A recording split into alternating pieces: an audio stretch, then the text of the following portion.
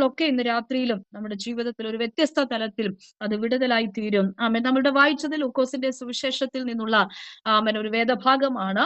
ആമേൻ. നമുക്കറിയാം എഴുത്തുകാരൻ ഇതിന് ലൂക്കോസ് ആണ്, വൈദ്യനായ ലൂക്കോസ് എന്നാണ് ആമേൻ നമുക്ക് ലൂക്കോസിനെ കുറിച്ച് മനസ്സിലാക്കുവാൻ കഴിയുന്നത്. അപ്പൊ അദ്ദേഹത്തിന്റെ എഴുത്തിന്റെ ഒന്ന് രണ്ട് പ്രത്യേകതകൾ പറഞ്ഞ് നമുക്ക് വചനത്തിലേക്ക് വരാം. ആമേൻ. എഴുത്തിന്റെ പ്രത്യേകത, ഒന്നാമത്തെ പ്രത്യേകത ക്രമബന്ധമായിട്ടുള്ള അവതരണം. ഇപ്പൊ ലൂക്കോസ് ആമേൻ തന്റെ എഴുത്തിന്റെ പ്രത്യേകത എന്ന് ചോദിക്കുമ്പോൾ വൈദ്യനായ ലൂക്കോസ് എന്നാണ് അറിയപ്പെടുന്നത്. തന്റെ തൊഴിൽ ആമേൻ വൈദ്യനാണ്, ആമേൻ ഡോക്ടറാണ്. അവൻ അങ്ങനെയുള്ള അനുഭവത്തിൽ താൻ ജോലി ചെയ്യുമ്പോൾ കർത്താവിന്റെ സുവിശേഷം എഴുതപ്പെടുവാൻ നിയോഗിതനായി. അപ്പോ ആ നിയോഗം ലഭിച്ച തനിക്ക് തന്റെ എഴുത്തിന് ആമേൻ വലിയ പ്രത്യേകതകളുണ്ട്. ആമേൻ സ്തോത്രം. ആ പ്രത്യേകതയിൽ ഒന്നാമത് പറയുകയാണ് ക്രമബന്ധമായിട്ടുള്ള അവതരണമാണ്. അതായത് സംഭവങ്ങളെ താൻ എന്ത് ചെയ്യും? ശ്രദ്ധാപൂർവം അന്വേഷിച്ചതിന് ശേഷമായിട്ട് അത് ക്രമത്തിൽ താൻ അവതരിപ്പിക്കുന്നു. അതാണ് 1-ാം അധ്യായത്തിന്റെ 1 മുതൽ 4 വരെയുള്ള വാക്യങ്ങൾ നാം വായിക്കുമ്പോൾ 4-ാമത്തെ വാക്യത്തിലൊക്കെ പറയുന്നത് അത് ക്രമമായി എഴുതുന്നത് നന്നെന്ന് ആദ്യം മുതൽ സകലവും സൂക്ഷ്മമായി പരിശോധിച്ചിട്ട് എന്നേക്കും തോന്നിയിരിക്കുന്നു. അപ്പോ ക്രമബന്ധമായിട്ടുള്ള ഒരു അവതരണം. അപ്പോ സംഭവങ്ങൾ എന്ത് ചെയ്യും? ശ്രദ്ധാപൂർവം അന്വേഷിച്ച് ഒരു സൂക്ഷ്മ നിരീക്ഷണത്തോടു കൂടി തന്നെയാണ് ആമേൻ സ്തോത്രം താൻ എഴുതുന്നത്. രണ്ടാമത്തത് ചരിത്രപരമായിട്ടുള്ള കൃത്യതയുണ്ട്.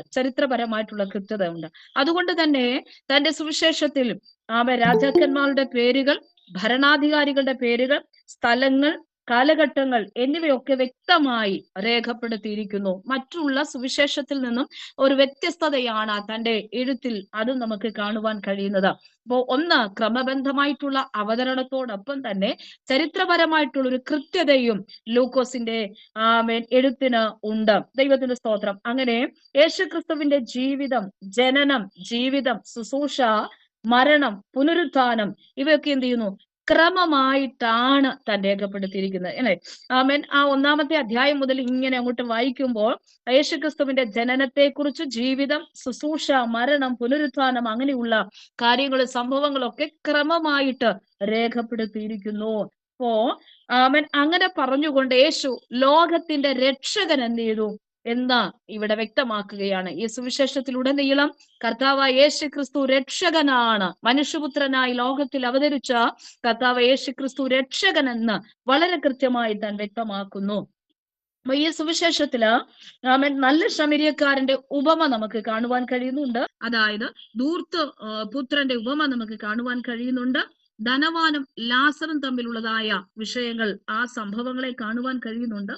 എമ്മുവസിലേക്ക് യാത്ര ചെയ്ത ശിഷ്യന്മാരെ കുറിച്ചുള്ള സംഭവങ്ങളൊക്കെ നമുക്ക് കാണുവാൻ, അതൊക്കെ വളരെ കൃത്യമായി തന്നെ ലൂക്കോസ് തന്റെ എഴുത്തിൽ അത് ഉൾപ്പെടുത്തിയിരിക്കുകയാണ്. അങ്ങനെ പറഞ്ഞുകൊണ്ട് ലൂക്കോസിനെ കുറിച്ചും ലൂക്കോസിന്റെ എഴുത്തിനെ കുറിച്ചും ഒക്കെ ഉള്ളതായ സുവിശേഷത്തെ കുറിച്ചുള്ളതായ ഒരു ചെറിയ ഇൻട്രഡക്ഷൻ അവസാനം ഇട്ടുകൊണ്ട് നമുക്ക് ആ വാക്യത്തിലേക്ക് വരാം. നാം വായിച്ചത് ഇതാണ്, നമുക്ക് ഒരുപോലെ അറിയുന്ന വളരെ മനഃപ്പാഠമായിട്ടുള്ളൊരു വാക്യം തന്നെയാണ്. ഇതാ ഞാൻ കർത്താവിന്റെ ദാസി, നിന്റെ വാക്കുപോലെ എനിക്ക് ഭവിക്കട്ടെ. അറിഞ്ഞോ അറിയാതെയൊക്കെ പല സന്ദർഭങ്ങളിലും നമ്മുടെയൊക്കെ പ്രാർത്ഥനകളിലും ഈ വാക്യങ്ങൾ എന്ത് ചെയ്യാറുണ്ട്?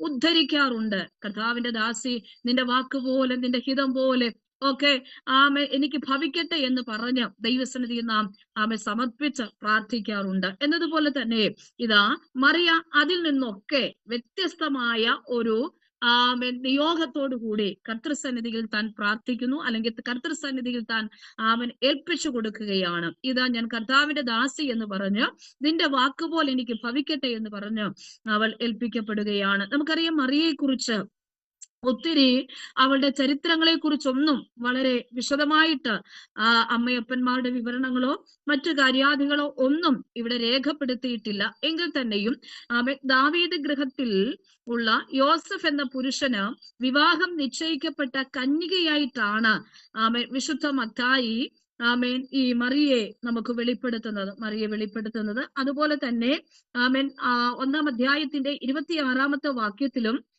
ആ ഭാഗം തന്നെ നസ്രത്ത് എന്ന ഗലീല പട്ടണത്തിൽ ദാവീദ് ഗൃഹത്തിലുള്ള യോസഫ് എന്നൊരു പുരുഷന് വിവാഹം നിശ്ചയിച്ചിരുന്ന കന്യകയുടെ അടുക്കൽ ആമൻ ദൂതനെ അയക്കുന്നു, ഗബ്രിയേൽ ദൂതനെ അയക്കുന്നു. ആ ഭാഗത്തോടു കൂടിയാണ് മറിയയെ കുറിച്ച് നമുക്ക് അവിടെ മനസ്സിലാക്കുവാൻ കഴിയുന്നത്. അങ്ങനെ മറ്റ് ഇൻട്രഡക്ഷനോ കാര്യങ്ങളോ ഒന്നും ഇല്ലാതെ ആമൻ സ്തോത്രം ആ സംഭവത്തെ മുൻപോട്ട് ലൂക്കോസ് കൊണ്ടുവരികയാണ്. ദൈവത്തിന് സ്തോത്രം ചെയ്യുന്നു. അപ്പോൾ മറിയുടെ പ്രത്യേകത എന്ന് പറയുന്നത് ദൈവ ഇഷ്ടത്തിന് സമ്പൂർണമായി എന്ത് ചെയ്തു? ഇവൾ സമർപ്പിച്ചു. ദൈവ ഇഷ്ടത്തിന് വേണ്ടി സമ്പൂർണമായി സമർപ്പിപ്പാനിടയായി തീർന്നു.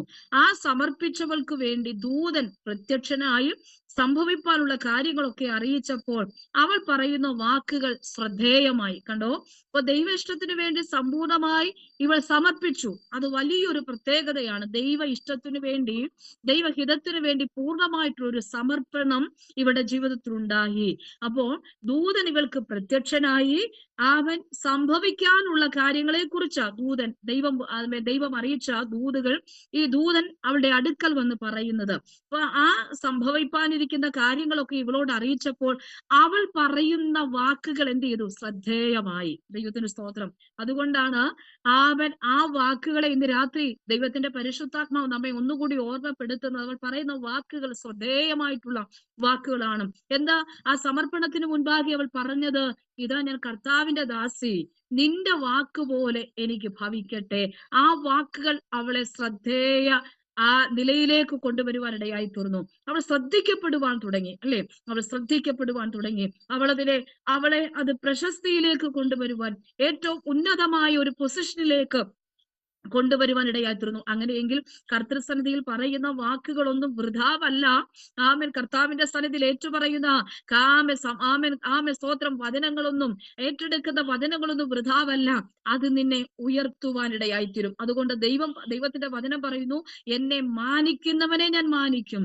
ആമൻ. എന്നെ മാനിക്കുന്നവനെ ഞാൻ മാനിക്കുമെന്ന്. അവൻ എന്നോട് പറ്റിയിരിക്കാൻ ഞാൻ അവനെ ഉയർത്തുമെന്ന്. അവൻ എന്റെ നാമത്തെ അറിയാൻ ഞാൻ അവനെ സ്തോത്രം ഉയർത്തുമെന്നും മാനിക്കുമെന്നും ഒക്കെ കർത്താവിന്റെ വചനം പറയുന്നു. അങ്ങനെയെങ്കിൽ ഈ സഹോദരിയെ, ഈ മറിയയെ അവൾ പറഞ്ഞതായിരിക്കുന്ന വാക്കുകൾ ശ്രദ്ധേയപ്പെടുത്തുവാൻ ഇടയായി തീർന്നു.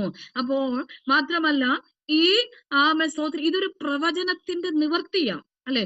ഒരു കാലങ്ങൾക്ക് മുൻപ്, വർഷങ്ങൾക്ക് മുൻപുള്ള ദൈവിക പ്രവചനത്തിന്റെ നിവർത്തിയാണ് ഇവളിലൂടെ ദൈവത്തിന്റെ പരിശുദ്ധാത്മാവ് ചെയ്തെടുക്കുന്നത്. എന്നാ സ്തോത്ര ആ പ്രവചനം എന്ന് പറയുന്നത് സ്ത്രീയുടെ സന്തതി സർപ്പത്തിന്റെ തല തകർക്കുമെന്നുള്ളൊരു അവൻ വേദഭാഗം ഉൽപ്പത്തി പുസ്തകം 3-ാം അധ്യായത്തിന്റെ 15-ാമത്തെ വാക്യത്തിൽ ആദ്യത്തെ വാക്തത്വമായി നമുക്ക് കാണുമ്പോൾ ആ വാക്തത്വങ്ങളുടെ നിവർത്തിയാണ് വർഷങ്ങൾക്ക് ശേഷമായിട്ട് ഇതാ ഇവിടെ സംഭവിക്കുവാൻ ഇടയാകുന്നത്. ഇവിടെ സംഭവിക്കുന്നത് ആ കാലത്തിന്റെ സ്തോത്ര കൃത്യതയിൽ, ആ കാലത്തിന്റെ കൃത്യ ടൈമിൽ, ദൈവിക കലണ്ടറിൽ അത് കൃത്യ ടൈമിൽ എന്ത് ചെയ്തു? നടത്തുവാൻ ഇടയായിരുന്നു.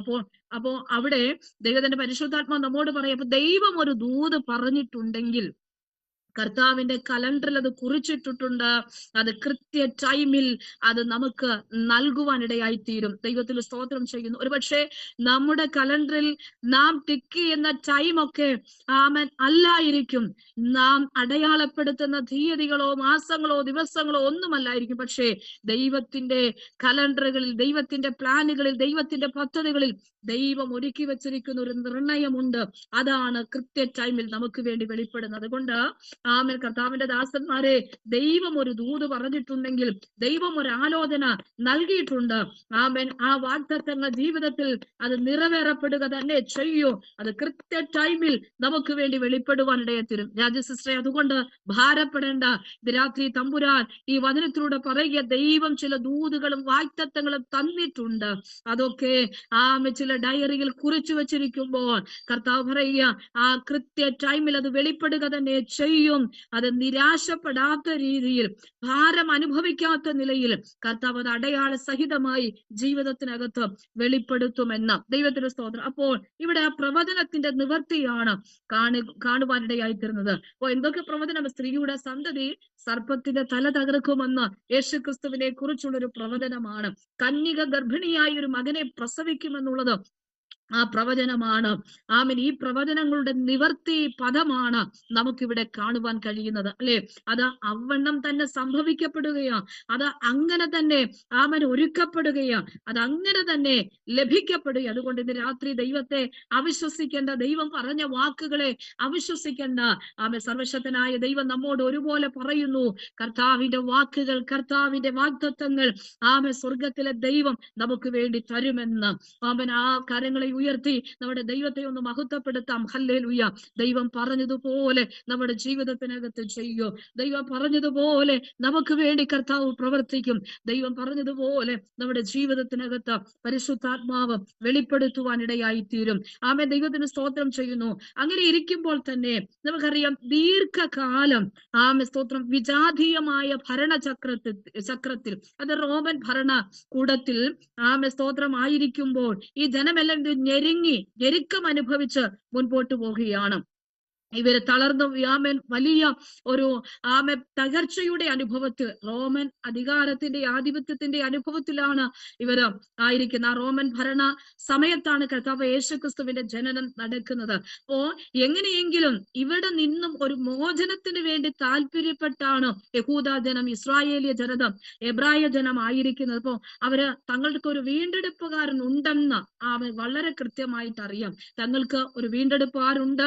ആ വീണ്ടെടുപ്പുകാരനായിരിക്കുന്ന മശിഹ വരും, രാജ്യത്തോട് യുദ്ധം ചെയ്യും, തങ്ങളെ ഇവിടെ നിന്ന് രക്ഷിക്കും. ഇതാണ് യഹൂദന്മാരുടെ ഒരു വലിയ പ്രത്യാശ എന്ന് പറയുന്നത്. ഇതിനുവേണ്ടി താല്പര്യത്തോടെ, ആഗ്രഹത്തോടെ, പ്രാർത്ഥനയോടൊക്കെ ഇവർ ആ വീണ്ടെടുപ്പുകാരനെ നോക്കി കാത്തിരിക്കുന്ന അനുഭവങ്ങളാണ്. അപ്പോ യെരൂശലേമിന്റെ ആശ്വാസം ക്രിസ്തുവിലൂടെ ലഭിക്കുമെന്നും ആ വീണ്ടെടുപ്പിന് വേണ്ടിയുള്ള ഒരു കാത്തിരിപ്പാണ് ഈ ജനതയ്ക്ക് വേണ്ടി ഉള്ളത്. ദൈവത്തിന് സ്തോത്രം. അങ്ങനെ ആ ഒരു കാത്തിരിപ്പ്, ആ വീണ്ടെടുപ്പ്, തങ്ങളുടെ ജീവിതത്തിന്റെ ആ വിടുതൽ നടക്കുമെന്നുള്ള ഒരു കാത്തിരിപ്പിലൂടെ ഇങ്ങനെ മുൻപോട്ട് പോവുകയാണ്. അങ്ങനെ ഇരിക്കവെയാണ് മറിയയുടെ അടുക്കൽ കർത്താവിന്റെ ദൂതൻ വരുന്നത്. അപ്പോ സ്തോത്രം, ആ ദൂത് പറയുക അവളോട്, ആ ദൂത് കർത്താവിന്റെ ദൂതൻ അവളോട് അറിയിക്കുകയാണ്.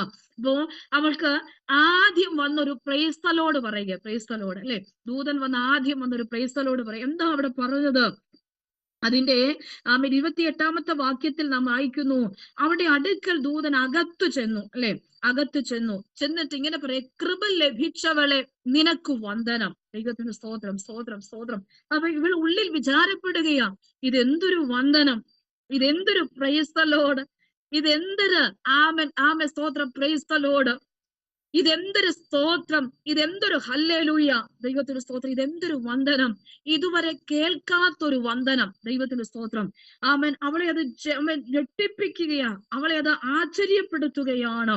ദൈവത്തിന് സ്തോത്രം. ഇതെന്തൊരു വന്ദനം എന്ന് പറയുമ്പോൾ അവൾക്കത് വളരെയധികം ആശ്ചര്യം പെട്ടുകൊണ്ട് അവൾ വിചാരപ്പെടുകയാ, ഇതെന്തൊരു വന്ദനമെന്ന്. ദൈവത്തിന് സ്തോത്രം. അപ്പോൾ മാത്രമല്ല, കൃപ ലഭിച്ചവളെ നിനക്ക് വന്ദനം. ദൈവത്തിന് സ്തോത്രം, സ്തോത്രം. അപ്പോ ഇവളിൽ എന്ത് ചെയ്യുക?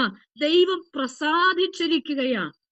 പഴയ നിയമ കാലത്ത് മ്ലേച്ഛകരമായ ജീവിതചര്യയിലൂടെ പോകുന്ന ഒരുപറ്റം ജനത പാർക്കുമ്പോഴാണ് നോഹയ്ക്ക് ദൈവത്തിന്റെ കൃപ ലഭിച്ചത്. അപ്പോ അത്രയും ജനതയുള്ള സ്തോത്രം നാട്ടിൽ, അല്ലെങ്കിൽ ആ പ്രദേശത്ത് അത്രയും ജനസമൂഹം തിങ്ങി നിൽക്കുന്ന വേളകളിൽ അവരിലേക്കൊന്നും ആ പ്രസാദം, ദൈവിക പ്രസാദം പോകാതെ ഇതാ ദൈവം സ്തോത്രം നോഹയിൽ പ്രസാദിക്കുവാൻ ഇടയായിത്തീർന്നു. നോഹ എന്ന വ്യക്തിയിൽ പ്രസാദിക്കുവാൻ ഇടയായിത്തീർന്നു. നോഹയുടെ വിശ്വാസ ജീവിതത്തിൽ പ്രസാദിച്ചു. നോഹയിൽ ദൈവം പ്രസാദിച്ചു. അപ്പോ ദൈവം പ്രസാദിക്കണമെങ്കിൽ ഊനമില്ലാത്തത് ചിലതാ. യാഗം അർപ്പിച്ചാലേ ദൈവം പ്രസാദിക്കുകയുള്ളൂ. അപ്പൊ ദൈവത്തിന് ഹിതമുള്ളതും ദൈവത്തിന്റെ ഇഷ്ടപ്രകാരവും നമ്മെ സമർപ്പിക്കുമ്പോഴാണ് ദൈവത്തിന്റെ പ്രസാദം നമ്മളിൽ ഉണ്ടാകുന്നത്. നാം ഊനമില്ലാത്തത് ദൈവസന്നിധിയിൽ അർപ്പിക്കുമ്പോഴാണ് ദൈവത്തിന്റെ പ്രസാദം നമുക്ക് ലഭിക്കുന്നത്. അപ്പോൾ ഈ കാലഘട്ടങ്ങളൊക്കെ പാപത്തിന്റെ വശംവദരായി തീരുവാനുള്ള എല്ലാ കാര്യങ്ങളും ഉള്ള മാത്രയിൽ ഇതാ നോഹയ്ക്ക് ദൈവത്തിന്റെ കൃപ ലഭിച്ചു. ആ കാലത്ത്, ആ തലമുറയിൽ നോഹയ്ക്ക് ദൈവത്തിന്റെ കൃപ ലഭിച്ചു. ആ കൃപ ലഭിക്കപ്പെട്ട നോഹ എന്ത് ചെയ്തു? പെട്ടകത്തിനകത്ത് കയറി നോഹയും കുടുംബവും രക്ഷ പ്രാപിപ്പാൻ ഇടയായി തീർന്നു. എന്നതുപോലെ പുതിയ ദൈവത്തിന്റെ കാലഘട്ടങ്ങളിലേക്ക് വരുമ്പോൾ ഒരുവളിൽ ദൈവം അവിടുന്ന് പ്രസാദിക്കുകയും, അവളുടെ പേര് മറിയം. മറിയുടെ അടുക്കൽ ചെന്ന് പറയാ, കൃപ ലഭിച്ചവളെ നിനക്ക് വന്ദനം. അതിന്റെ പിന്നിൽ അടങ്ങിയിരിക്കുന്ന ദൂതിന്റെ മഹാത്മ്യതയൊന്ന് നിങ്ങൾ മനസ്സിലാക്കിക്കേ. ഒരു സാധാരണപ്പെട്ട ദൂതാണ് ഇവിടെ പറയപ്പെടുന്നത്. നമ്മോട് സംസാരിക്കുന്ന ദൂതുകളാണോ ഇവിടെ പറയപ്പെട്ടത്? ദൈവത്തിന് സ്തോത്രം. നമ്മളോട് പറയുന്ന ദൂതുകളൊക്കെ തലമുറയെ മാനിക്കുമെന്നും നമ്മെ മാനിക്കുമെന്നും നമുക്ക് വീട് തരുമെന്നും നമുക്ക് കാറ് തരുമെന്നും നമുക്ക് മറ്റു ഭൗതികമായ നന്മകളും ഉയർച്ചകളും ഒക്കെ നൽകുമെന്നുള്ള ദൂതുകളുടെ സ്തോത്രം കലവറകൾ ഇങ്ങനെ പെയ്തിറങ്ങുമ്പോൾ ഇതാ അതിൽ നിന്നൊക്കെ എത്രയോ വ്യത്യസ്തമായ ഒരു ദൂതാണ് ഹല്ലേലൂയ, ഹല്ലേലൂയ, മറിയയുടെ ജീവിതത്തിൽ അവൾ കേൾക്കുന്നത്. ദൈവത്തിന് സ്തോത്രം. ആ വന്ദനത്തിന് തന്നെ ഹല്ലേലൂയ, അവളെ വന്ദനം പറഞ്ഞതിന് തന്നെ ഒരു പ്രത്യേകത ഉണ്ടായിരുന്നു. ദൈവത്തിന് സ്തോത്രം ചെയ്ത് ആശ്ചര്യപ്പെട്ട ആ വന്ദനത്തിന് മുൻപാകെ അവൾ ഇങ്ങനെ നോക്കുകയാണ്. അപ്പോൾ ഭ്രമിച്ചുകൊണ്ട് അവൾ നോക്കുകയാണ്. ദൈവത്തിന് സ്തോത്രം. എന്നിട്ട് ദൂതൻ അവളോട് പറയുക, നീ ഭയപ്പെടേണ്ട, നീ ഭ്രമിക്കണ്ട, നീ ഭയപ്പെടേണ്ട, ഇതാ നിനക്ക് ദൈവത്തിന്റെ കൃപ ലഭിച്ചെന്ന. ദൈവത്തിന്റെ സ്തോത്രം. കണ്ടോ, നിനക്ക് ദൈവത്തിന്റെ കൃപ ലഭിച്ചു. ഇതിൽ പരം എന്തെങ്കിലും സ്തോത്രം ദൂതം മറ്റൊന്ന് കേൾക്കണമോ ഇന്ന് രാത്രിയിൽ? ഹല്ലേലൂയ. ഇതിൽ പരം മറ്റൊരു ദൂത് നമുക്ക് കേൾക്കണമോ? കർത്താവ് പറയും, നിനക്ക് ദൈവത്തിന്റെ കൃപ ലഭിച്ചു. ബിന്ദുവാന്റെ അടുക്കിലേക്ക് വന്ന ഒരു നിമിഷം ദൂതൻ വന്ന് ഇങ്ങനെ ഒരു ദൂത് പറയുമ്പോൾ സ്തോത്രം ചെയ്യുന്നു. നാളിതുവരെ കേൾക്കാത്ത അനുഭവത്തിൽ ഭയപരവശരായി നിൽക്കുന്ന ഒരു അനുഭവം നമ്മുടെ ജീവിതത്തിൽ ഉണ്ടാകും. എന്നാൽ ഇന്ന് രാത്രികാലം കണ്ടോ, ഹല്ലേലൂയ, ഇവളുടെ ജീവിതത്തിൽ ദൈവത്തിന്റെ ദൂതൻ ഇവളോട് സംസാരിക്കാൻ നിനക്ക് ദൈവത്തിന്റെ കൃപ ലഭിച്ചു. എന്നിട്ട് പറയും, നീ ഗർഭം ധരിക്കുക, ഒരു മകനെ നിനക്ക് നീ പ്രസവിക്കും, അവൻ യേശുവെന്ന് പേരിടണം, യേശുവെന്ന് പേരിടണം. അവൻ വലിയവനാകും, അത്യുന്നതന്റെ പുത്രൻ എന്ന് വിളിക്കപ്പെടും. കർത്താവായ ദൈവം അവന്റെ പിതാവായ ദാവീദിന്റെ സിംഹാസനം അവന് കൊടുക്കും. അവൻ യാക്കോബ് ഗൃഹത്തിന് എന്നേക്കും രാജാവായിരിക്കും. അവന്റെ രാജ്യത്തിന് അവസാനം ഉണ്ടാകില്ല എന്ന് പറഞ്ഞു. എന്തൊക്കെ ദൂതുകളാണ് യേശുക്രിസ്തുവിനെ കുറിച്ച് അവിടെ രേഖപ്പെടുത്തിയിരിക്കുന്നത്, എഴുതപ്പെട്ടിരിക്കുന്നത്. അവൻ പറയുക, നീ ഗർഭം ധരിക്കും, മകനെ പ്രസവിക്കും, യേശുവെന്ന് പേരിടണം, അവൻ വലിയവനാകും, അത്യുന്നതന്റെ പുത്രൻ എന്ന് വിളിക്കപ്പെടും. കർത്താവായ ദൈവം അവന്റെ പിതാവായ ദാവീദിന്റെ സിംഹാസനം അവന് കൊടുക്കും. യാക്കോബ് ഗൃഹത്തിന് എന്നേക്കും രാജാവായിരിക്കും. അവന്റെ രാജ്യത്തിന് അവസാനം ഉണ്ടാകിയില്ല. എന്ത് കൃത്യമായ കൃത്യതയോടെയുള്ള ദൈവികമായിട്ടുള്ള ദൂതുകളാണ്. ഹല്ലേലൂയ. ദൈവത്തിന് സ്തോത്രം ചെയ്യുന്നു. അവൻ അവൾക്ക് മേൽ കേൾക്കപ്പെടുവാൻ ഇടയായിത്തീർന്നു. അപ്പൊ യേശുക്രിസ്തുവിന്റെ ജനനത്തെ കുറിച്ചുള്ള ഒരു ദൂത്, ദൈവത്തിന് സ്തോത്രം, അതുവരെ കേൾക്കാത്ത, അതുവരെ അനുഭവിച്ചിട്ടില്ലാത്ത ആ ദൈവ കൃപയുടെ അകത്തു നിന്നുകൊണ്ട് ഒരു വ്യത്യസ്തമായ ദൂത് പ്രൊഫസറെ മറിയെ കേൾക്കുകയാണ്. ഒരു വ്യത്യസ്തമായ ദൂത് ദൈവത്തിന്റെ പരിശുദ്ധാത്മാവിൽ അവൻ കേൾക്കുകയാണ്. ദൈവത്തിന് സ്തോത്രം ചെയ്യുന്നു. അപ്പോ ഈ ദൂത് കേട്ടവൾ സ്തോത്രം ഇങ്ങനെ ഒരു ആശ്ചര്യം അവളുടെ ജീവിതത്തിനകത്തുണ്ടാകും. ഇങ്ങനെ ഒരു ആശ്ചര്യം. എന്ത് ആശ്ചര്യമാണെന്ന് അറിയാമോ? ഇതെങ്ങനെ സംഭവിക്കും? അപ്പൊ ദൂത് കേട്ടവൾക്ക് ഒരാശ്ചര്യം ഉണ്ടാകുക, ഇതെങ്ങനെ സംഭവിക്കുമെന്ന്. ഇന്ന് രാത്രി എത്രയെത്ര ദൂതുകൾ നാം കേട്ടിരിക്കുന്നു. പല സന്ദർഭങ്ങളിലും നാം ദൈവത്തോട് ഇങ്ങനെ ചോദിക്കാറില്ലേ, കർത്താവ് ഇതെങ്ങനെ സംഭവിക്കും? ഇതെങ്ങനെയാ നടക്കുന്നത്? എങ്ങനെയാ പോകുന്നത്? എങ്ങനെയാ യാത്ര ഉണ്ടാകുന്നത്? എങ്ങനെയാ മുൻപോട്ട് പോകുന്നത്? എങ്ങനെയാ ഒരു ദൈവസഭ എനിക്ക് ലഭിക്കുന്നത്? എങ്ങനെയാ ഒരു ശുശ്രൂഷയിൽ ഞാൻ മുൻപോട്ട് പോകുവാൻ ഇടയാകുന്നത്? എങ്ങനെയാണ് ഞാൻ ശുശ്രൂഷയ്ക്ക് വേണ്ടി ഇറങ്ങിത്തിരിക്കുന്നത്? യാതൊരു സാധ്യതകളും മുൻപിലില്ല, യാതൊരു ചാൻസുകളും മുൻപിലില്ല. ഈ അവസരത്തിൽ നാം ദൈവത്തോട് ചോദിക്കുകയാണ്. ശൂന്യതയിൽ നിന്നാണ് ചില ദൂതുകൾ കർത്താവ് നമ്മോട് പറഞ്ഞിരിക്കുന്നത്. ശൂന്യതയിൽ നിന്നാണ് ചില ആലോചനകൾ ദൈവം നമ്മോട് സംസാരിച്ചിരിക്കുന്നത്. ശൂന്യതയിൽ നിന്നാണ് ദൈവം നമ്മോട് ഇടപെട്ടിരിക്കുന്നത്. ഹല്ലേലൂയ. അങ്ങനെയെങ്കിൽ ശൂന്യ നിലവാരത്തിൽ നിന്നുകൊണ്ട് ദൈവം നമ്മോട് ചില ദൂതുകൾ, നമുക്കത് അസാധ്യമായി നമ്മുടെ മുൻപിൽ എങ്ങനെ സംഭവിക്കുമെന്ന് ചോദിക്കുമ്പോൾ കർത്താവിന്റെ മറുപടി എന്ന് പറയുന്നത് അതിശക്തമായിട്ടുള്ള അതിഗംഭീരമായിട്ടുള്ള അതിശക്തമായിട്ടുള്ള ഒരു മറുപടിയാണ്. ദൈവത്തിന് സ്തോത്രം ചെയ്യുന്നു. അപ്പോൾ പല ദൂതുകളും കേട്ട് ഇത് രാത്രി ദൈവസന്നിധിയിൽ ഇരിക്കുന്ന നമ്മോട് നമ്മുടെ ഉള്ളിലെ ആശ്ചര്യത്തോടെയുള്ള സംശയത്തോടുള്ള ചില ചോദ്യങ്ങൾ, ഇതെങ്ങനെ സംഭവിക്കും കർത്താവേ? ഇതെങ്ങനെ സംഭവിക്കും കർത്താവ്, ഇതെങ്ങനെ സംഭവിക്കും എന്നുള്ളത് സ്തോത്രം ചെയ്യുന്നു. ഞങ്ങള് സ്തോത്രം സ്തോത്രം കഴിഞ്ഞ ദിവസങ്ങളിലും മഴയുടെ പ്രശ്നങ്ങൾ ഉണ്ടായപ്പോൾ ഞങ്ങൾ ശുശ്രൂഷിക്കുന്ന ദൈവസഭയിലും വെള്ളം കയറുവാൻ ഇടയായി തീർന്നു. 2018 അതിശക്തമായിട്ടുള്ള ജലപ്രളയത്തിൽ ഈ ബിൽഡിംഗ് മൊത്തം മുങ്ങുവാൻ ഇടയായി. പാസനേജും ബിൽഡിംഗും ഉൾപ്പെടെ എല്ലാം മുങ്ങി. ഞങ്ങളുടെ സ്തോത്രം അതുവരെ ശുശ്രൂഷയിൽ ലഭിക്കപ്പെട്ട സകല നന്മകളും അവിടെ നഷ്ടപ്പെടുവാൻ ഇടയായി തീർന്നു. ദൈവത്തിന്റെ സ്തോത്രം പിന്നീടെല്ലാം കെട്ടിപ്പൊക്കിയെടുത്ത അനുഭവങ്ങളാണ് ജീവിതത്തിനകത്ത്. എന്നാൽ ഈ കഴിഞ്ഞ ദിവസം വെള്ളം കയറുന്നത് മുഖാന്തരം ആ പഴയ ബിൽഡിംഗ് പൊളിച്ച് ഇത് പുതിയ ബിൽഡിംഗ് ഇങ്ങനെ പണിതുയർത്തിക്കൊണ്ടിരിക്കുകയാണ്. ദൈവത്തിന്റെ സ്തോത്രം പണികൾ ഇതുവരെയും ഒന്നുമായിട്ടില്ല. ഏകദേശം 2022 ഈ പണികൾക്ക് തുടക്കമിടുവാൻ ആരംഭമിടുവാൻ ഇടയായി തീർന്നു. ദൈവത്തിന്റെ സ്തോത്രം. അപ്പോൾ ഗ്രൗണ്ട് ഫ്ലോറിൽ ഞങ്ങള് താൽക്കാലികമായിട്ടുള്ള ഒരു നിലയിൽ ക്രമീകരണങ്ങളൊക്കെ ചെയ്ത് ആരാധന നടത്തിക്കൊണ്ടിരിക്കുകയാണ്. ഞങ്ങൾ വാടക ഭവനത്തിലാണ് താമസിക്കുന്നത്. ഇവിടെ ഈ പണി നടക്കുമ്പോൾ നമ്മുടെ വാടക ബിൽഡിങ്ങിലായിരുന്നു ആരാധനകൾക്കുള്ള ക്രമീകരണം നടത്തിയത്. ശേഷമായിട്ട് സ്തോത്രം പ്രിയപ്പെട്ട നമ്മുടെ സഹോദരങ്ങൾക്കൊക്കെ സ്റ്റെപ്പുകൾ കയറി മുകളിലേക്ക് വരാൻ അല്പം ബുദ്ധിമുട്ടായത് നിമിത്തം ഒരു താൽക്കാലികമായിട്ടുള്ള ക്രമീകരണം ഇവിടെ ചെയ്യുവാനിടയായിത്തീർന്നു. അപ്പൊ താൽക്കാലിക ക്രമീകരണം ചെയ്തു നിൽക്കവെയാണ് കഴിഞ്ഞ ദിവസത്തിലെ ജലപ്രളയത്തിലും ഇവിടെ വെള്ളം കയറുവാൻ ഇടയായത്. അതിൻ്റെതായിട്ടുള്ള പ്രശ്നങ്ങളും പ്രതിസന്ധികളൊക്കെ ഉണ്ടാകുവാൻ ഇടയായി തീർന്നു. വലിയ ഭീമമായിട്ടുള്ള ഒരു സാമ്പത്തിക ക്രമീകരണമാണ് ഇതിന്റെ ബഡ്ജറ്റ് എന്ന് പറയുന്നത്. ദൈവത്തിന് സ്തോത്രം. നമുക്ക് എങ്ങനെ നമ്മെ കൊണ്ട് സ്തോത്രം കഴിയത്തില്ല.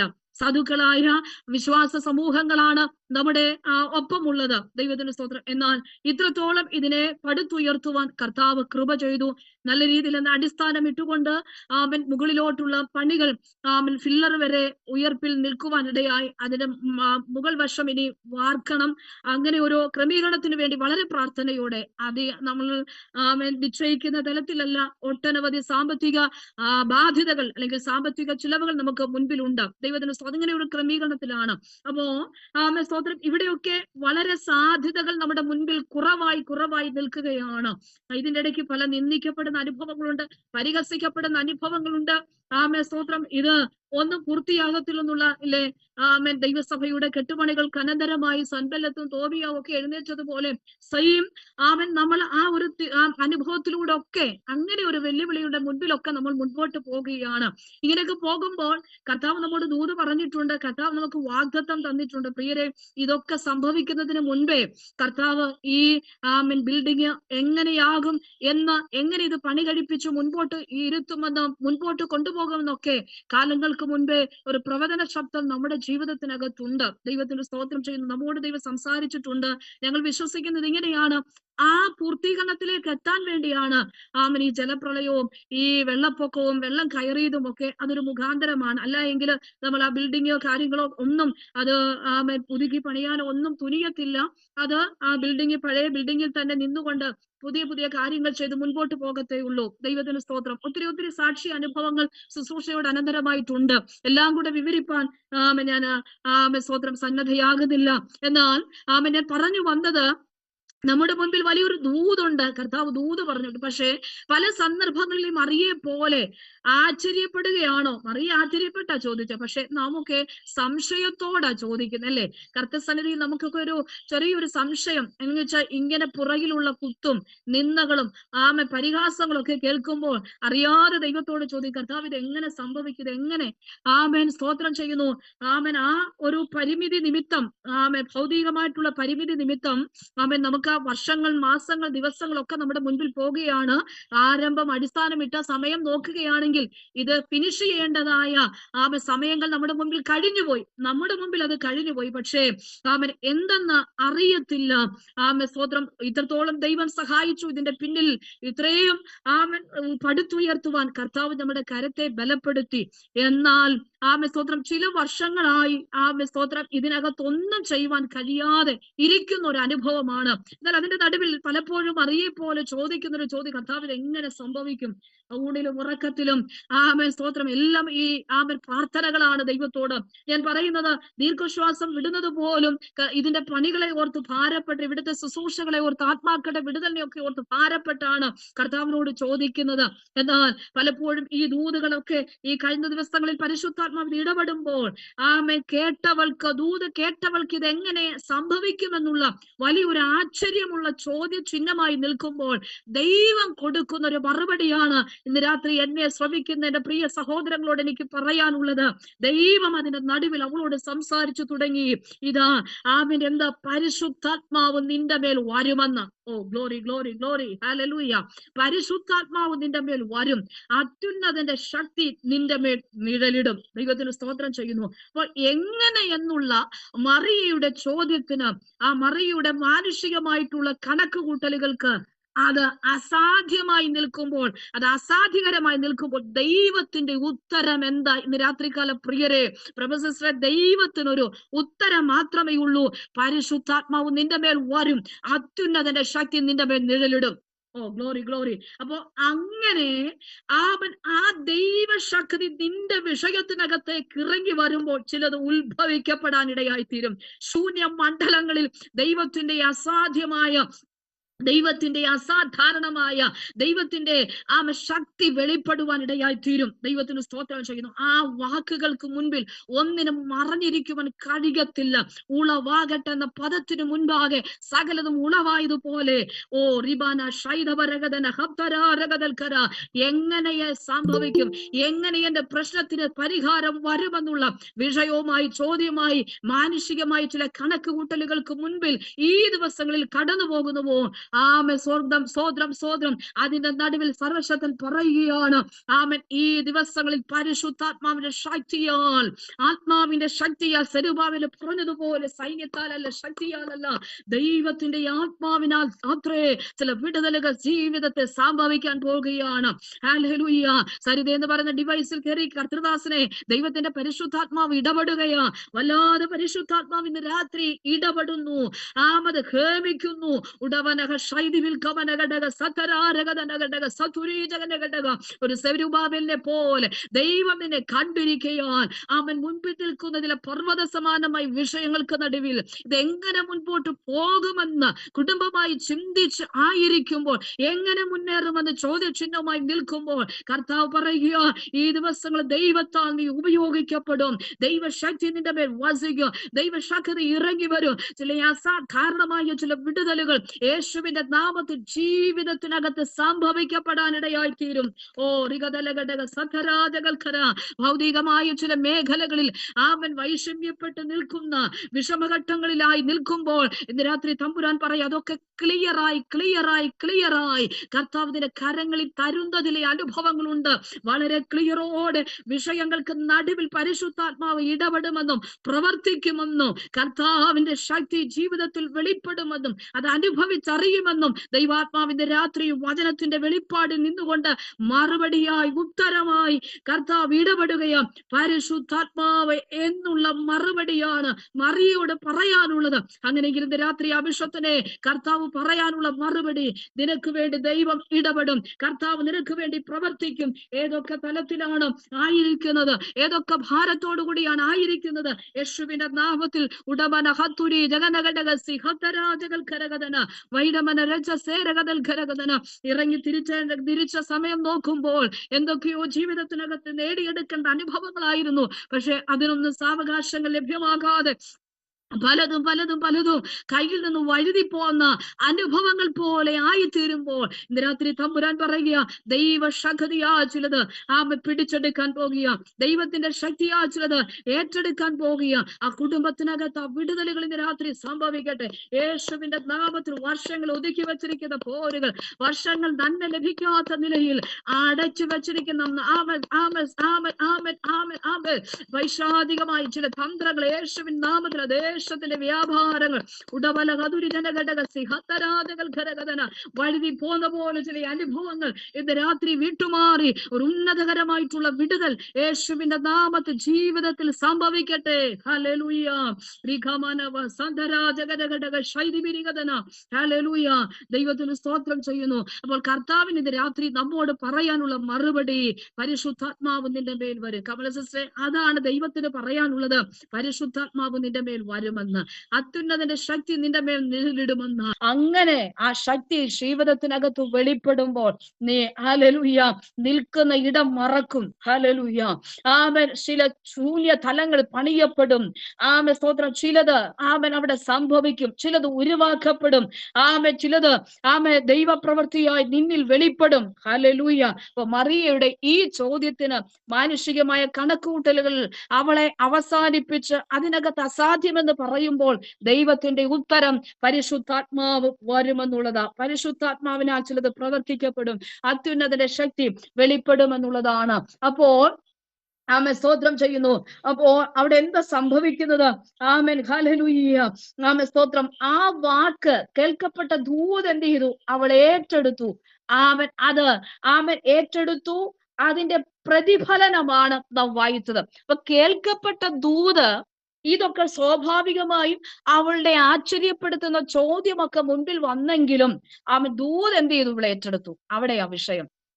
സിസ്റ്ററെ, ദൂത് ഏറ്റെടുത്തു. ഹല്ലേലൂയ. അപ്പൊ ഇത് സാധാരണപ്പെട്ട ദൂതല്ല. ഇന്ന് രാത്രി ഹല്ലേലൂയ ആമേൻ സ്തോത്രം ചെയ്യുന്നു. നമ്മോട് ആമേൻ ഇടപെടുന്ന അല്ലെങ്കിൽ നമ്മോട് ആമേൻ സംസാരിക്കുന്ന ദൂതല്ല. ഹല്ലേലൂയ. ശമന ശകരഗദലഗദഗസി ഹത്തരാരഗദന.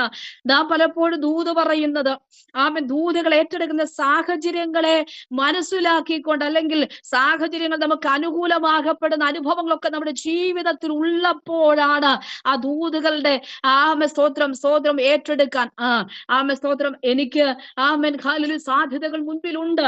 ആമേൻ. കർത്താവ് പറഞ്ഞിരിക്കുന്നു, ദൂതുകളൊക്കെ ആ സാധ്യത മുഖാന്തരം എനിക്ക് എന്ത് ചെയ്യും? ലഭിക്കും.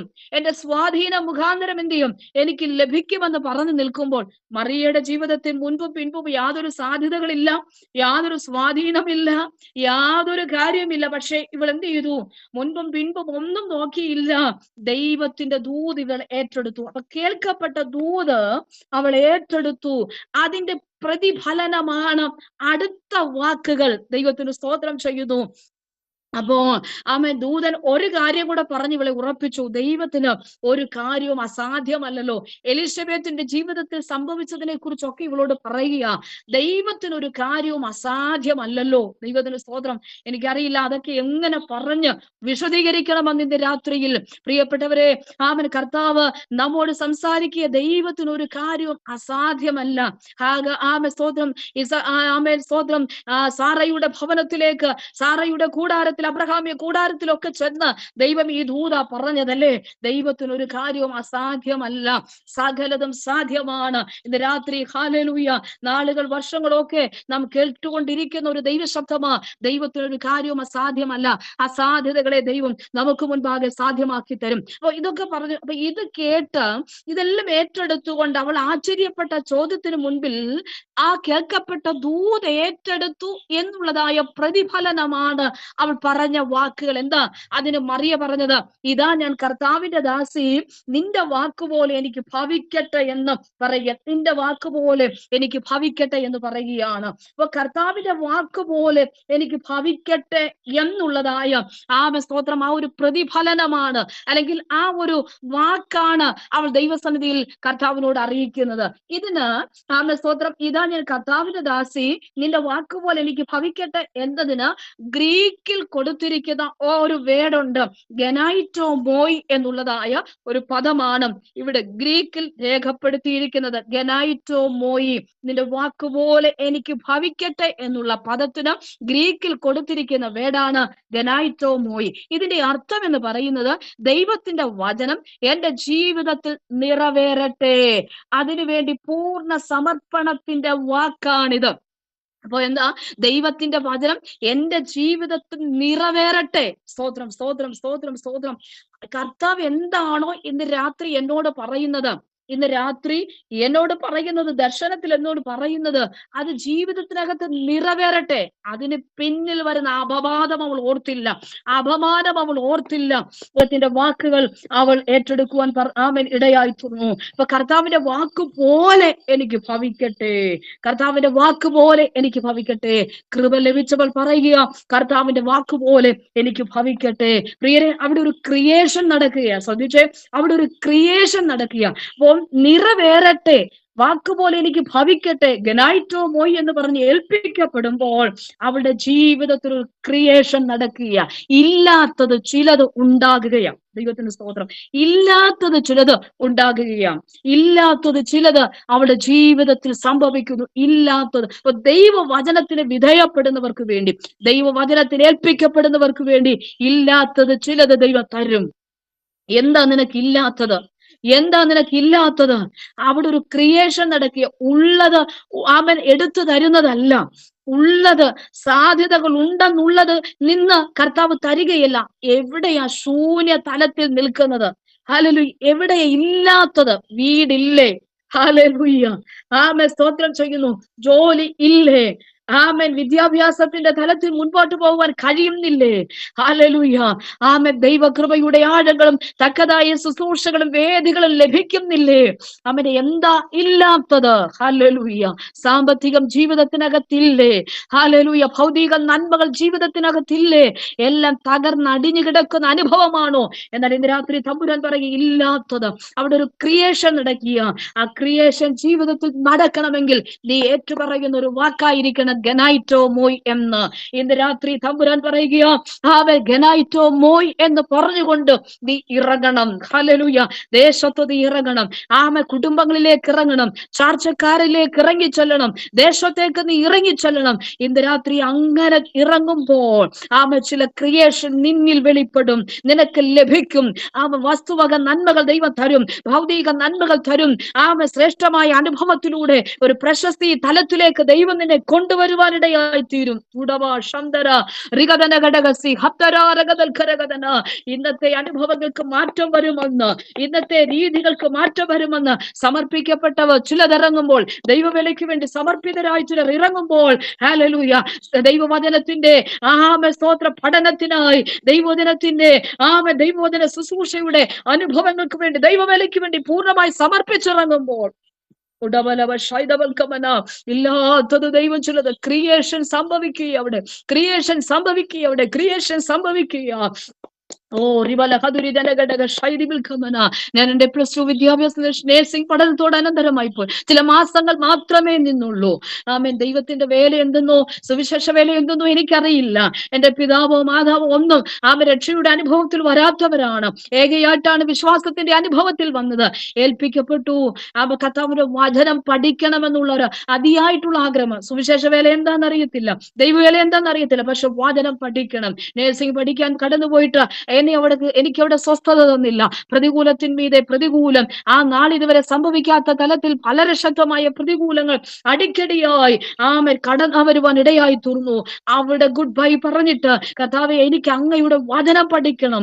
വേല എന്തെന്നോ സുവിശേഷത്തിന്റെ സമർപ്പണം എന്തെന്നോ എന്റെ ജീവിതത്തില്ല, പക്ഷെ ദൈവവചനത്തിന്റെ പഠനത്തിന് വേണ്ടി കടന്നു ചെന്നതാണ്. അവിടെ പൂർണ്ണമായി കർത്താവിന്റെ വേലയ്ക്ക് വേണ്ടി സമർപ്പിക്കപ്പെടുവാൻ ഇടയായി തീർന്നു. പ്രിയരെ, സ്തോത്രം. ഒരു ഭൗതിക നന്മ അന്വേഷിച്ചു മുൻപോട്ട് പോകുമ്പോൾ അനവധി കാര്യങ്ങൾ നമുക്ക് വെട്ടിപ്പിടിക്കാം. പക്ഷേ അതിലും എത്രയോ ശ്രേഷ്ഠ നിലയിൽ കൂടിയാണ് ദൈവം നമ്മെ നടത്തുന്നത്, ദൈവം നമ്മെ ഉയർത്തുന്നത്, ദൈവം നമ്മെ മാനിക്കുന്നത്, ദൈവിക നന്മയിലൂടെ നമ്മെ നടത്തുന്നത്.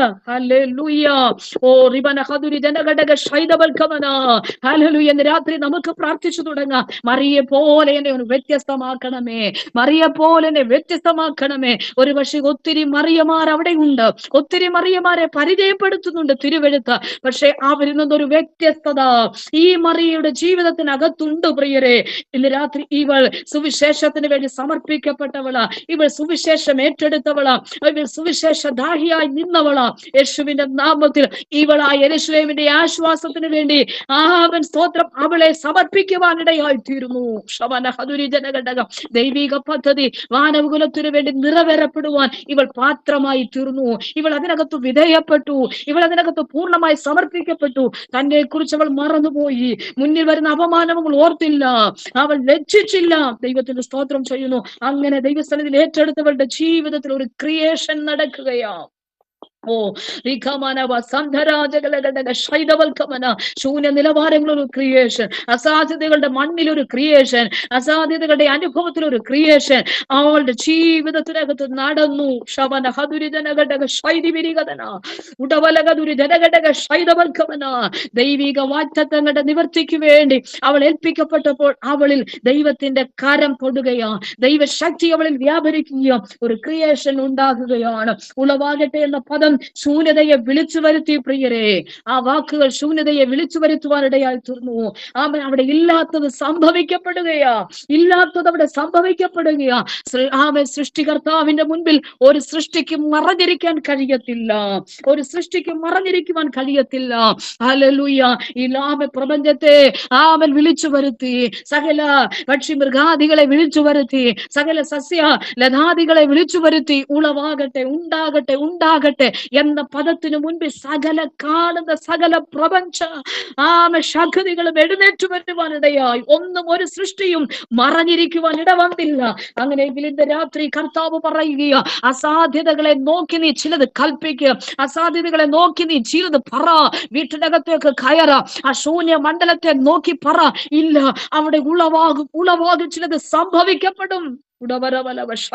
ദൈവത്തിൽ ആശ്രയിച്ചുകൊണ്ട് ഹല്ലേലൂയ ദൈവവചനം ഏറ്റെടുത്ത ആമേൻ ഹല്ലേലൂയ എഹെസ്കേൽ പ്രവാചകനെ പോലെ ആ താഴ്വരയുടെ പരപ്പിൽ സകലതും ശൂന്യമായി ചിതറിക്കിടക്കുമ്പോൾ മുമ്പിൽ കിടക്കുന്ന വിഷയങ്ങളെ കണ്ടുകൊണ്ട് ഇന്ന് രാത്രി വിളിച്ചു പറ സിസ്റ്ററെ, ചിലത് ജീവിതത്തിൽ ക്രിയേഷൻ സംഭവിക്കുകയോ, ചിലത് ഇല്ലാത്ത ചിലത് നടക്കുകയോ. ഓ റിവലഹദുരി ജനഘടക ശൈദവരവലഘടക ഉടവരവലഹദുരി ജനഘടക പ്രൗഢവരവന ഹദുരി ജനഘടക ആന്ധര ജഗൽ ഘടകഘടക ശൈദവരവലഘടക ശബ്ദരാരഘടന. ഇന്ന് രാത്രി കാണുന്ന ഒരു വെളിപ്പാട് നിന്നിലേക്ക് ദൈവശക്തി വ്യാപരിക്കുന്നു. ചില ക്രിയേഷൻ നടക്കുന്നു, ശൂന്യ മണ്ഡലത്തിൽ നിൽക്കുന്ന അനുഭവമാണ്. എന്നാൽ ഇന്ന് രാത്രി തമ്പുരാൻ നിന്നെ നിർത്തിയിരിക്കുന്നതിന്റെ പിന്നിൽ ചിലത് ജീവനോടെ പുറത്തു വരാനാ, ചില ചലനങ്ങൾ അതിനകത്ത് നടക്കപ്പെടാനാ.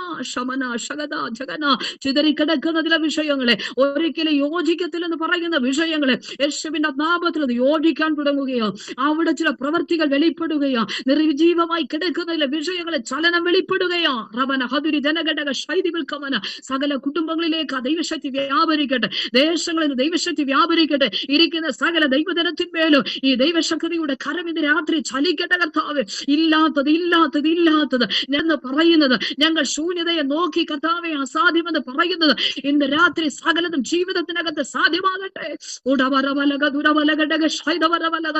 അസാധാരണമായ ചില വിടുതലുകൾ ഇന്ന് രാത്രി യേശുവിൻ നാമത്തിൽ കൽപ്പിക്കുന്നു. ഓ റിഖമനവ സധരാജകലഘടക ശൈതി വിൽക്കമന. ഇത് ആമേൻ കർത്താവിന്റെ വാക്ക് കേട്ടിറങ്ങി തിരിച്ച അബ്രഹാമിന്റെ ജീവിതം ഒന്ന് എടുത്തേ. ഹല്ലേലൂയ.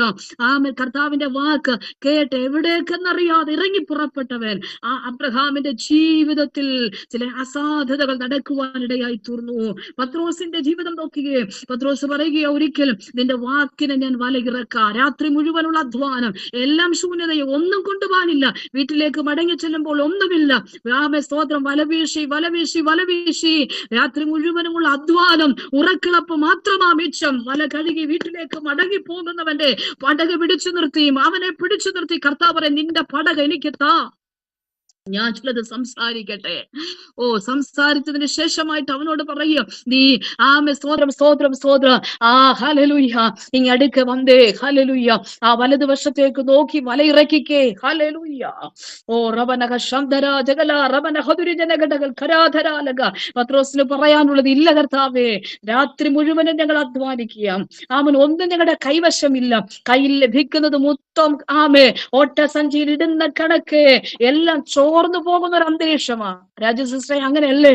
ഹല്ലേലൂയ. കയ്യിൽ ലഭിക്കുന്നതെല്ലാം എവിടെയോ ചോർന്നു പോകുന്ന ഒരു അന്തരീക്ഷമാണ്. ഒന്നും ഒരു ശേഷിപ്പില്ല, ഒന്നും ഒരു ബാലൻസ് ഇല്ല, സീറോയിൽ നിൽക്കുകയാ.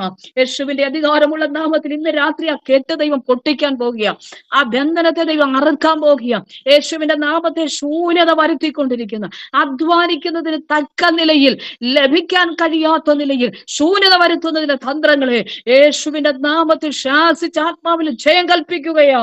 ഓ റിഖമന സധരാജകൽക്കര. എന്നാൽ പത്രോസ് പറഞ്ഞു, നിന്റെ വാക്കിനെ ഞാൻ വലയിറക്കാം. അവിടെയാ ദൈവ പ്രവൃത്തി. നിന്റെ വാക്ക് ഞാൻ അനുസരിക്കാം, നിന്റെ വാക്കിന് ഞാൻ വിധേയപ്പെടാം. അങ്ങനെ പറയുന്നവരുടെ ജീവിതത്തില് ദൈവിക വിടുതൽ വെളിപ്പെടുന്നത്. അങ്ങനെ പറയുന്നവരുടെ ജീവിതത്തില് ദൈവത്തിന്റെ പ്രവൃത്തി വെളിപ്പെടുന്നത്. ഓ റിഖമന സധരാജകലഘടക ശൈലിവിൽക്കമന. ഇതിന്റെ പിന്നിൽ അവൻ ഇരിക്കുന്ന സകല പ്രിയപ്പെട്ടവരോട് ഇന്ന് രാത്രി തമ്പുരാൻ പറയുകയാണ്, പത്രോസിന്റെ പടകിനെ ദൈവം നിറച്ചെങ്കിൽ, അവന്റെ വല കീറാറാകത്തക്ക നിലയിൽ ഒരു വലിയ പെരുത്ത മീൻകൂട്ടം കൈവശമാക്കിയെങ്കിൽ, നിങ്ങൾ കടന്നു പോകുന്ന വിഷയം ഇന്ന് രാത്രി എനിക്കറിയത്തില്ല, പക്ഷേ പരിശുദ്ധാത്മാവിനെ വിവേചിച്ചുകൊണ്ട് സംസാരിച്ചു കൊണ്ടിരിക്കുക. പ്രിയരെ, അതിനകത്തെ നിറയ്ക്കുന്ന ഒരു ദൈവം, അതിനകത്ത് നിറയ്ക്കുന്ന ഒരു അനുഭവം, നിറയ്ക്കുന്ന ഒരു അനുഭവം യേശുവിൻ നാമത്തിൽ ദൈവം എടുക്കുന്നു. അബ്രഹാം പറഞ്ഞത് ശരി, നമുക്ക് ഏറ്റെടുക്കാം. പത്രോസ് പറഞ്ഞത് ശരി, അത് നമുക്ക് ഏറ്റെടുക്കാം. പക്ഷേ ഒരുവൻ പറഞ്ഞൊരു വാക്ക് വല്ലാതെ ഇന്ന് രാത്രി എന്നെ ചിന്തിപ്പിക്കുക. ശതാധിപന്റെ വാക്കുകൾ. അബ്രഹാം ഓക്കെ, പത്രോസ് ഓക്കെ, അതൊക്കെ ശരി. പക്ഷെ ഈ ശതാധിപൻ പറയുന്നത് കണ്ടോ? അവൻ ദൈവത്തെ അല്ലെങ്കിൽ കർത്താവിന്റെ അധികാരത്തെ തിരിച്ചറിഞ്ഞ് അവൻ പറയുന്നത്. അപ്പോ ദൈവത്തിന്റെ അധികാരത്തെ തിരിച്ചറിഞ്ഞുകൊണ്ട് ശതാധിപൻ പറയുക, നീ ഒരു വാക്ക് കൽപ്പിച്ചാൽ മതി. ഓ റിഖമ സപ്തര ജഗന്ന ശൈതവൽക്കമന. എന്റെ കൂടാരത്തിൽ ആയിരിക്കുന്ന ബാല്യക്കാരന്റെ മേൽ ആ സൗഖ്യം കടന്നു വരിക, ആ സൗഖ്യം വ്യാപരിക്കുക. നീ നിൽക്കുന്ന സ്ഥലത്ത് നീ ഒന്ന് വാക്ക് കൽപ്പിച്ചാൽ മതി. ദൈവത്തിന്റെ അധികാരത്തെ തിരിച്ചറിഞ്ഞുകൊണ്ട് സ്തോത്രം ദൈവത്തോട് പറയുക, കർത്താവിനോട് പറയുക, നീ ഒരു വാക്ക് കൽപ്പിച്ചാൽ മതി കർത്താവേ, എന്റെ ബാല്യക്കാരൻ സൗഖ്യമാകും. ഇന്ന് രാത്രി ദൈവത്തിന്റെ അധികാരത്തെ തിരിച്ചറിഞ്ഞുകൊണ്ട് ചിലത് ദൈവത്തോട് പ്രാർത്ഥിക്കട്ടെ, ചില കാര്യങ്ങൾ ഏറ്റെടുക്കട്ടെ, ചിലത് ചെയ്യാൻ തയ്യാറാകട്ടെ, ദൈവസ്ഥനിലേക്ക് അടുത്തു വരാൻ തയ്യാറാകട്ടെ. യേശുവിന്റെ നാമത്തിൽ ഹല്ലേലൂയ. പ്രിയരെ, വന്ന് വന്ന് വന്ന് വന്ന് എത്രയോ വചനം കേൾക്കുന്നു, വായിക്കുന്നു, പഠിക്കുന്നു. സ്തോത്രം. ഇപ്പോ പ്രസംഗത്തിന് പഞ്ഞമില്ല, പാട്ടുകൾക്ക് പഞ്ഞമില്ല. അങ്ങനെ ഒരു അന്തരീക്ഷത്തിലേക്ക് നാം പോകുക. എവിടെയോ പക്ഷേ ദൈവത്തിന്റെ അധികാരത്തെ നാം മറന്നുപോയിക്കൊണ്ടിരിക്കുകയാണ്. എവിടെയോ ദൈവത്തെ പോലും മറന്നുകൊണ്ടിരിക്കുക. ഭയമില്ലാത്ത ഒരു ജനറേഷനിലേക്ക് വന്നെത്തിയിരിക്കുകയാണ്. ഓ റബനഹസി ഹബ്തരാജകലഘടക ശൈലിവിൽക്കമന. ഹല്ലേലൂയ. ദൈവത്തെക്കാൾ എനിക്കാണ് ഇപ്പോൾ വലിയ അധികാരം എന്ന് പറഞ്ഞുകൊണ്ട് നാം ശുശ്രൂഷ വേദികളിലൊക്കെ നിൽക്കുന്നത് അല്ലേ? ഓരോരുത്തരെയൊക്കെ അടുത്തേക്ക് വിളിച്ചിരുത്തി സ്തോത്രം അവരുടെ മേലൊക്കെ കൈവെക്കുന്നത് കാണുമ്പോൾ ദൈവത്തിന്റെ അധികാരത്തെക്കാൾ എന്തോ അധികാരം കിട്ടിയെന്നുള്ളതായ ലാഘവത്തോടെയാ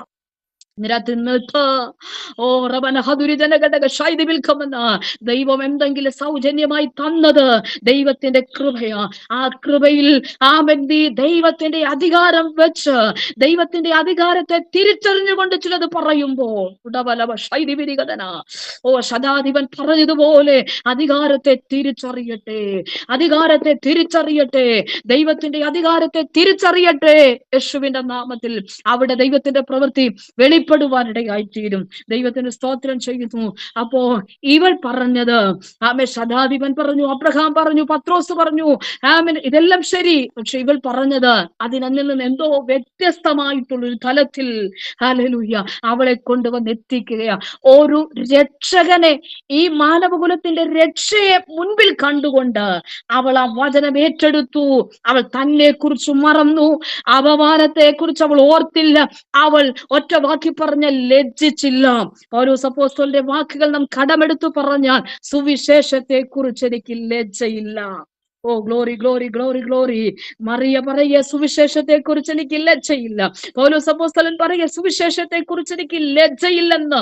യേശുവിനെ വഹിക്കുവാൻ, യേശുവിനെ ഉദരത്തിൽ ഏറ്റെടുക്കുവാൻ, എന്റെ ഹൃദയത്തിൽ ഏറ്റെടുക്കുവാൻ, യേശുവിനെ ലോകത്തിന് സമർപ്പിക്കുവാൻ, ലോകത്തിന് കാട്ടിക്കൊടുക്കുവാൻ എനിക്ക് ലജ്ജയില്ല.